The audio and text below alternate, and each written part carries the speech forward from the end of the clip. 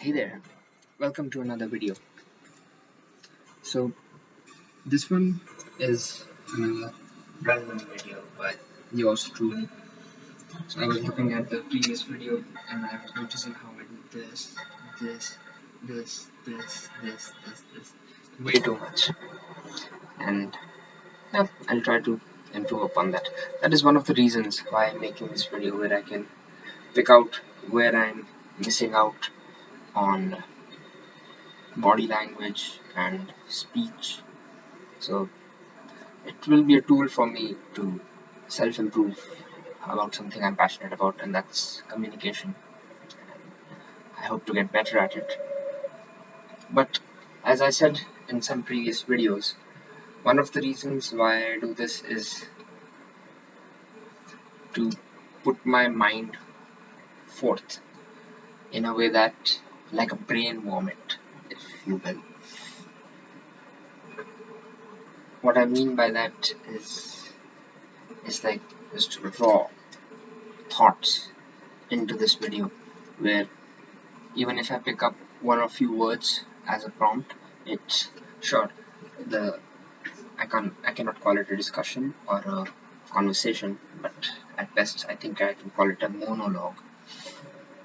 It revolves around those words, so that is like a bit more textured vomit, if you will, and that's why I like to do this kind of a random video where it can be just a raw brain vomit. It's like cognitive vomit, I would like to call it. I mean, it sounds disgusting, but I hope you understand the idea behind it. Since this is a random video, I might as well talk about random stuff. Stuff like how I should maybe create an intro and an end montage for my videos, but I'm just too fucking lazy for it. I mean, I would rather spend that time recording these videos instead of spending time editing them. I mean, it's not a big deal. I could probably just create one intro, one and reuse it all the time. And I even tried my hand at it, but I'm just too lazy to do it all the time. And I might as well talk about randomness itself, about what does it mean for something to be random. I believe the general understanding is something out of the blue, something we are not expecting, or how else can we put it? I want you to share with me what does random mean to you in the comments. I like to read the answers. But yeah, the question also makes us wonder if events are random or ordered. Is there chaos or is there order in the world, in the universe itself? And again, I'm not some sort of an expert on this. I keep on telling this. Probably I should put this disclaimer somewhere in the my channel description or something. But I will keep on pestering you with this message that I am in no way an expert, but just someone who is genuinely curious. And that is how it has been for a very long time. And I believe I started losing it sometime in high school, perhaps. And I wouldn't necessarily blame people for it, the school system or the teachers, because I had some pretty great teachers who have been transformational in my life. And it wasn't that I was comfortable in asking questions to all of my teachers, it was only some of them. And sometimes the questions wouldn't even pop up in my mind, or sometimes I wouldn't just end up asking those questions. So then, where was I satiating my curiosity from? Well, it was mostly from books, and much later on, when YouTube started becoming a sort of good source for information and discussion, because I believe it wasn't this way, and I talked about this in a previous video. So it was sort of a journey where I had to again make my brain curious. And also about my reading habit. I would say I was a voracious reader when I was much younger in school. I was crazy about encyclopedias. Uh, if you were to look at the bookshelf here, you will find a hell lot of encyclopedias. And I wouldn't necessarily flip through them and pick up a fact or two. I would read them front to back, just like a novel. And there was a particular around 300-page encyclopedia. It was small, so 300 pages is not a big one that you'll realize, oh, that's too many pages. But yeah, that's a book which I read about 3 to 4 times, and I wouldn't say I retained much of it. Sure, I would retain one or two facts here and there, and it was amusing for me to share it with my friends and family. But after that, it was not that I remembered it for a very long time. And it took me some time to realize that it is not really about the memorization. Albert Einstein was a proponent for the idea that it's not worth remembering something you can instantly look up, and that has become much more true in this digital age where information is much more readily available. And perhaps I've said this before, that it is a good and a bad thing at the same time.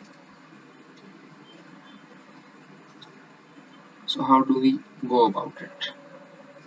I think it has been said by a lot of people before, but I do strongly believe that it pays to be curious. So, one message is that stay curious, always keep on pestering, and through school or some other media, we can get obsessed by answers. We often find people who are talking about spirituality or finding themselves and self-awareness, self-actualization. They often talk about seeking the answers. Sometimes we have questions we can't find answers for, and we tend to take some drastic actions and steps to go and look for answers. Hermits and people who go on pilgrimages, saints, people who just wander around, they're often looking for answers. But I've recently come to, yeah, to make clear, I was one of those people who would always be running after those answers, having those questions. But at some point, especially after I started taking an interest in philosophy, is when I realized that maybe the answers don't really matter.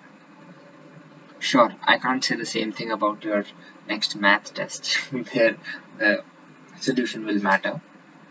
And also, it is not very helpful in a very practical field.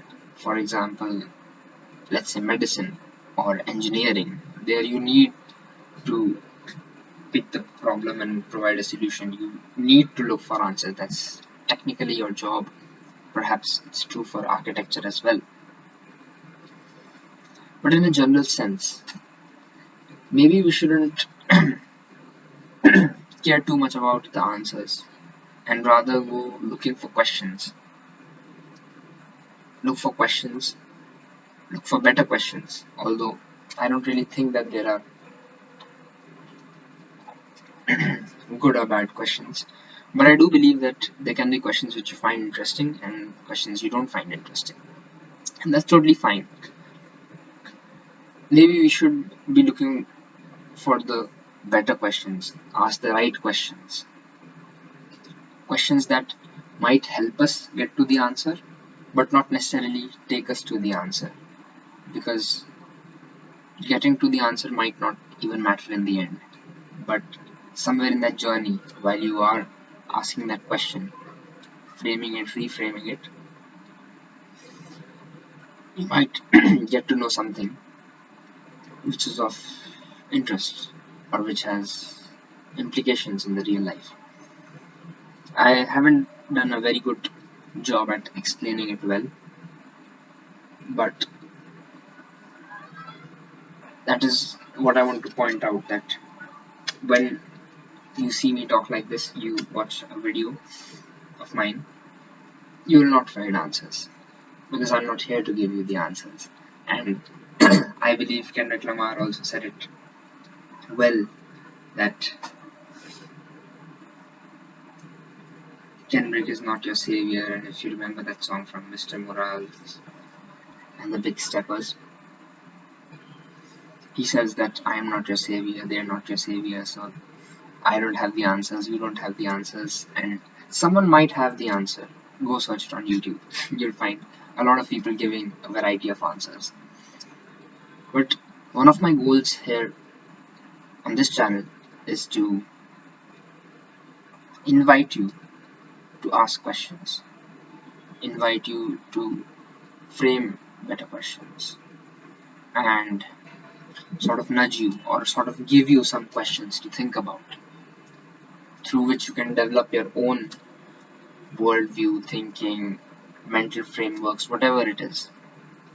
And in whatever shenanigans I undertake on this channel, I hope you'll get something valuable out of it.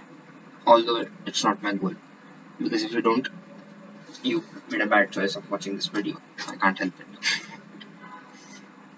But still, ask questions. And one of those questions could be that, is the world random or ordered? Is there pure chaos, or is there some well-defined structure?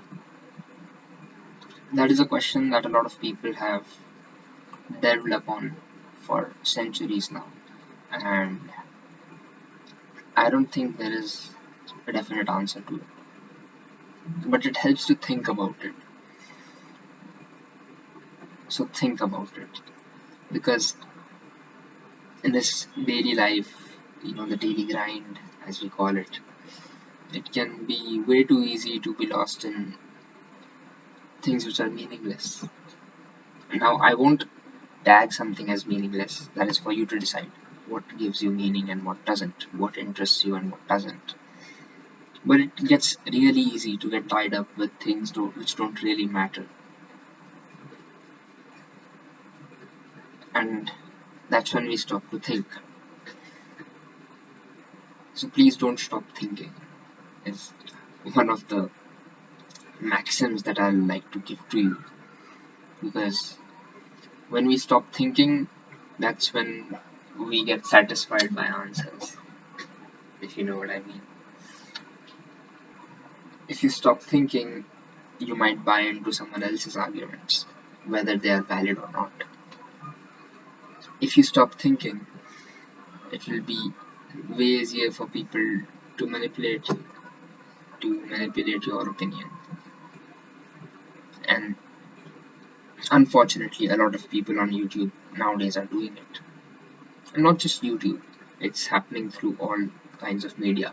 And I don't want to be the crazy guy who's trying to give you a conspiracy theory that they're trying to control you and all that mumbo jumbo, which I'm pretty sure you all are aware of. But I would say, have a healthy amount of skepticism. Don't be overly optimistic, don't be overly pessimistic. And you might think what I'm trying to tell you is become a saint, give up all the worldly things, and just meditate all day and become some sort of pure being. But that is also not what I'm saying. And if I do mention this, is I find a lot of people in my daily course of life who fail to appreciate this ability to think, this ability to question, and that is something wonderful about being alive. And if nothing else gives you the impetus to stay alive, I hope this could be one. I'll let that sink in for you guys. I'm Sparshanot, and I'll see you in the next one. Bye.